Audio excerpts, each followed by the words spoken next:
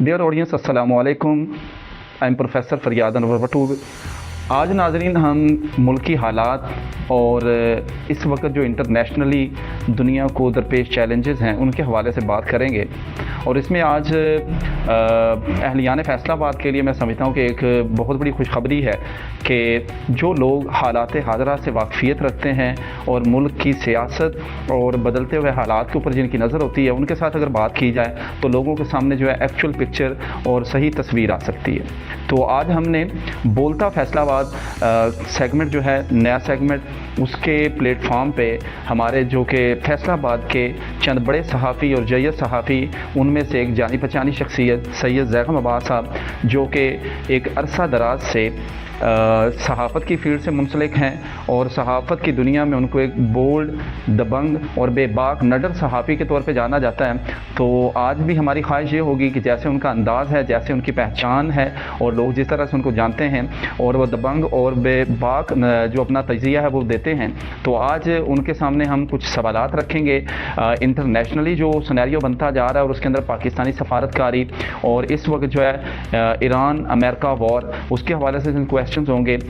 और साथ में आपको बताते जाएं कि बोलता फैसलाबाद के उन्वान से ये जो हम सेगमेंट शुरू कर रहे हैं, ये रोज़ाना इंशाल्लाह हम कोशिश करेंगे कि सैयद ज़ैगम अब्बास साहब जो हैं उनका बेबाक दबंग जो तजिया है आपके सामने रोज़ाना की बुनियाद पर पेश किया जा सके। तो बिला तवक्कुफ़ हमारे मुअज़्ज़ज़ मेहमान की तरफ जाएंगे तो उनके ख़यालात इसके हवाले से जानने की कोशिश करेंगे। अस्सलाम वालेकुम शाह साहब। वालेकुम अस्सलाम। बहुत शुक्रिया नवाजिश। फरियाद भाई, आपने बड़ी लंबी तमहीद बांध दी। मैं तो एक काम सा बंदा हूँ। बहुत शुक्रिया नवाजिश। सर बिला तवक्कुफ़ आगे बढ़ते। सर, इस वक्त इंटरनेशनली तमाम ममालिक जो हैं वो सफारतकारी के हवाले से बड़ा परेशानी का शिकार हैं, क्योंकि पूरी दुनिया इस वक्त वॉर की सिचुएशन में चल रही है। तो पाकिस्तान की जो सफारतकारी या पाकिस्तान को, क्योंकि हमारा बरादर इस्लामी मुल्क ईरान है और दूसरी तरफ हमारे बहुत सारे मरासम अमेरिका के साथ भी हैं, तो इस सारे सिनेरियो में पाकिस्तान की पोजीशन किस तरह से देखते हैं सर? अच्छा फरियाद साहब, इसमें एक चीज़ है कि अगर वार दो तरह की है। एक तो वार वो है जो हम फिज़िकली वहाँ पे देख रहे हैं, जो बीमारी हो रही है दोनों ममालिक में, और एक वार वो है जो मीडिया पे चल रही है, सोशल मीडिया की जो वार है। अगर उस एतबार से देखा जाए तो डोनाल्ड ट्रंप जो है वो तो अपने मतलब जीतता हुआ नज़र आ रहा है, कह रहा है जी मैं जीत गया हूँ, मैंने ये कर दिया, मैंने ये कर दिया, मैंने वो कर दिया। वो तमाम बातें जो हैं ऑन नेट हर बंदा अपने मोबाइल स्क्रीन पर देख रहा है। लेकिन बिहाइंड द सीन अगर बात की जाए तो मेरा नहीं ख्याल कि बिहाइंड द सीन अमेरिकन जो हैं वो बहुत ईजी हैं अबाउट दिस टॉपिक, क्योंकि जो ईरान इस वक्त कर रहा है, ये पूरी तारीख़ में हमने देखा है कि वार के दौरान कोई भी मुल्क जो है, उसने मुग़लों का दौर था या उससे पहले था, या ब्रिटिश देख लें आप या कोई भी अदर कंट्रीज़ देख लें, लेकिन वार के दौरान अपने सुप्रीम लीडर को खड़ा कर देना, ये खासियत सिर्फ और सिर्फ ईरान के पास आई है। ड्यूरिंग द वार उन्होंने अपना सुप्रीम लीडर जो है और वो खड़ा कर दिया 15 दिन के अंदर अंदर, और ये सिर्फ और सिर्फ जो है ईरानी अवाम की जो यूनिटी है उससे पॉसिबल हो सका। और अगर देखा जाए इस वार को कि ये वार किस तरह चलेगी, तो मेरा ख्याल है ये वार लंबी चलने वाली है, बहुत जल्दी ख़त्म होने वाली नहीं है, लेकिन ये वार लंबी चलने वाली है। सर, हमारे खित्ते के ऊपर जो इसके असरात हैं उनको आप किस तरह से देखते हैं? अच्छा, उसमें देखिए मेरी बात सुने। बात ये है कि अगर पाकिस्तान की बात की जाए ईरान के हवाले से साथ, तो ये एक ऐसा ईरान के साथ हमारा एक मजहबी भी और एक जोग्राफियाई भी इस तरह का ताल्लुक है कि इतना बड़ा बॉर्डर है और इतने लोग आने जाने हैं। आप ये अंदाज़ा कर लें कि तकरीबन पाकिस्तान से 1.5 से 2 करोड़ बंदा जो है वो पर ईयर जो है वो ईरान जाता और आता है। और उस सारे सिनेरियो को अगर आप देखते हैं तो डेफिनेटली आने वाले दिनों में इस चीज़ पे असर तो पड़ेगा। और अब जो चीज़ें सामने आ रही हैं, जो ईरान की इंडोर सूरत हाल सामने आ रही है, उसमें मेरे ख्याल में कि ईरान जो है वो सख्तियाँ करने जाएगा, और अब पाकिस्तान या दूसरे अदर कंट्री से जो लोग वहाँ पे ज़ियारत के लिए जाएंगे या वैसे जाएंगे, उनको सख्तियों का सामना करना पड़ेगा। सर, अभी गल्फ़ कंट्रीज़ जो हैं वो अलाए होने की वजह से अमेरिका के साथ उनकी हमदर्दियाँ किसी हद तक हम कह सकते हैं शामिल हैं, क्योंकि वो जो कह लें कि इंटरनेशनली अपनी सिक्योरिटी के हवाले से अमेरिकन पे डिपेंडेंट थे। तो अभी जो पाकिस्तान है, गल्फ़ कंट्रीज़ के साथ भी हमारे मरासमे में, ऊपर से बरादर इस्लामिक मुल्क ईरान है, तो गल्फ़ कंट्रीज़ तो अगर इसको नपे तोले अंदाज में कहा जाए तो कुछ और अल्फाज हो सकते हैं, लेकिन स्ट्रेट फॉरवर्ड बात की जाए तो वो इस वक्त अमेरिका की साइड पर खड़े नज़र आ रहे हैं। डेफिनेटली वो अमेरिका के साथ खड़े होंगे ना। देखें ना, आपकी तजारत किसके साथ चल रही है। हर मुल्क के अपने ज़ाती मफादात होते हैं। ज़ाती मफादात को देखते हुए कोई भी कंट्री ईरान के साथ नहीं चलेगा। पिछले 27 साल से ईरान जो है वो तन तनहा खड़ा हुआ है, उसके साथ कोई कंट्री नहीं खड़ा। हाँ, बिहाइंड द सीन अगर आप कह सकते हैं तो पाकिस्तान किसी हद तक जो है वो ایران کے ساتھ ہے وہ بھی اس کلچر میں کہ وہاں پہ آنا جانا لوگوں کا ہے. اچھا آپ نے ایک بڑی امپورٹنٹ بات کی ہے کہ ایرانی لوگ جو ہیں یا ایران کا پاکستان کے ساتھ یا ادر کنٹریز, دیکھیں میری بات سنیں, ہر ملک اس وقت جو ہے نا وہ مفادات کی جنگ میں ہے, اور پاکستان کا سب سے بڑا پلس پوائنٹ یہ ہے کہ پاکستان کی قیادت اور بالخصوص افواج نے جو کردار ادا کیا ہے یا فوج نے جو کردار ادا کیا ہے وہ بڑا میانہ سا کردار ادا کیا ہے. اس نے بالکل بھی کوئی اس طرح کا کردار ادا نہیں کیا کہ وہ کھل کے یہ بات سامنے کر دے کہ جی ہم امریکن ہیں یا ہم ایران کے ساتھ کھڑے ہیں. تو اس کی کوشش یہی ہے, اور یہ سارا کریڈٹ جو ہے وہ میرے خیال میں پاکستانی فوج کو جا رہا ہے کہ انہوں نے بڑے خوبصورت سے انداز میں اس وار ہیڈ کو جو ہے وہ دونوں طریقوں سے ہینڈل کیا, نہ صرف پاکستان ایران کی طرف سے بلکہ پاکستان کی طرف سے بھی اور امریکہ کی طرف سے بھی. سر ایک ہم کہتے ہیں کہ مسلم امہ, تو مسلم امہ کی وہ بات چھوڑ دیں فریاد بھائی, وہ بات نہیں ہونی. آج سے تقریباً کوئی 1 سال پہلے یہاں پہ طاہر اشرفی صاحب جب تشریف لائے, اور مجھے بڑے اچھی طرح یاد ہے کہ وہ دور تھا جنرل کیانی صاحب کا, تو جنرل راحیل شریف صاحب کا. تو میرا طاہر اشرفی صاحب سے میں نے ایک سوال کیا, میں نے کہا جی آپ نے جو یہ 75 ملکوں کا ایک اسلامی کنٹری اتحاد بنایا ہے, تو جب کشمیر پہ ان دنوں کشمیر پہ جو ہے وہ اٹیک کیا تھا انڈیا نے, تو کشمیر پہ جو آپ کا اٹیک ہوا ہے تو آپ کا 75 ملکوں کا وہ جو اتحاد ہے وہ کہاں گیا؟ تو وہ جواب نہیں دے پائے تھے. تو آپ اس اتحاد کو چھوڑ دیں, میں نے آپ کو جو بات کی ہے وہ صرف یہی ہے کہ ہر ملک اپنا مفاد دیکھتا ہے, ہر ملک اپنی پالیسیاں دیکھتا ہے, ہر ملک اپنی چیزوں کو دیکھتا ہے. اب اگر آپ گلف کنٹری کی بات کرتے ہیں تو وہ یہ نہیں دیکھیں گے کہ ہمارا اتحادی کون ہے, ہمارا مسلم کون ہے, وہ اپنے مفادات دیکھیں گے, اور یہی حال ایران بھی کرتا آ رہا ہے. ایران بھی اگر دیکھتا ہے تو ایران بھی اپنے مفادات کو دیکھے گا, سعودیہ اپنے مفادات کو دیکھے گا, ادر کنٹری کوئی بھی ہے وہ اپنے مفادات کو دیکھیں گے. میرا نہیں خیال کہ وہ کوئی اسلامی بھائی کلچر والا سین جو ہے وہ سامنے آئے گا. اچھا ابھی تک پاکستان بیلنس کر چکا ہے جیسے کہ آپ نے کہا, میں سیاسی طور پہ تو نہیں کہوں گا کہ پاکستان بیلنس کر چکا ہے, میں جو عسکری طور پہ کہوں گا کہ پاکستان نے عسکری طور پہ بڑا اچھا کردار ادا کیا ہے. اور جس طرح لوگ سمجھ رہے تھے کہ پاکستان ایسے ہو جائے گا, بیچ میں کود پڑے گا یا یہ یک طرفہ سی کہانی بن جائے گی, لیکن میں نے دیکھا کہ پاکستانی فوج نے جو ہے وہ انتہائی دلیرانہ فیصلے کیے ہیں, اور فیصلے وہ یہ کیے ہیں کہ ان نے دونوں چیزوں کو دیکھا ہے, سی اینڈ باز کے اوپر پالیسی کے وقت سے وہ چل رہا ہے. اچھا انڈیا جو ہے اس کا الائنس جو ہے ایک لمبے عرصے تک دیکھا گیا کہ ان کے مفادات جو ہیں ایران کے ساتھ جڑے تھے. اب موجودہ حالات میں جیسے پاکستان جو ہے سفارتی سطح پہ ایران کو سپورٹ کر رہا ہے, کیا نظر آتا ہے کہ آنے والے دور کے اندر جو انڈیا ہے وہ ایران سے دور ہو جائے گا, پاکستان ان کے قریب ہو جائے گا؟ جیسے پاکستان تو آلریڈی پہلے قریب ہے نا, پاکستان کی قربت کا اور انڈیا کی قربت کا کوئی موازنہ نہیں کیا جا سکتا. انڈین جو تھے وہ اپنے مفادات کے لیے قریب تھے اور ایران کو اپنے مفادات تھے, لیکن پاکستان کے ساتھ جو ایران کے تعلقات ہیں وہ صرف مفادات کی حد تک نہیں ہے. وہ آپ شاید ذہن میں رکھیے کہ مسل کی جو ہے وہ معاملات بہت زیادہ ہیں, مذہبی معاملات بہت زیادہ ہیں. ہماری جو پاکستان کی کمیونٹی ہے وہ تقریباً میں نے آپ سے کہا کہ 1.5 سے 2 کروڑ پرسن جو ہے وہ پر ایئر جو ہے وہ ایران کا وزٹ کرتے ہیں, اور یہ بہت بڑا وزٹ ہے, یہ بہت بڑی, یہ تعداد 3 کروڑ تک بھی جاتی ہے.